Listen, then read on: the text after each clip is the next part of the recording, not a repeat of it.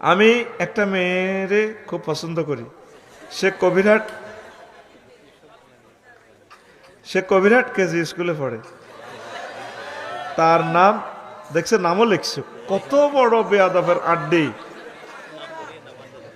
আমার প্রেমটা করার জন্য কি করা প্রয়োজন, যদি আপনি একটু পরামর্শ দিতেন খুব উপকৃত হতাম।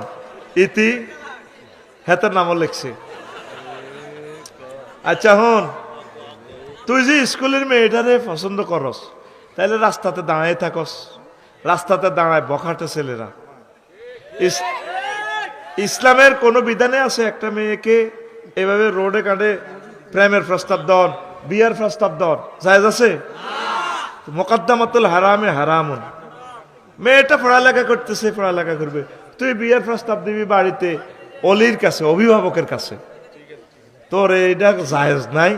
হারাম, হারাম এবং হারাম। সোজই যা, সোজই যা।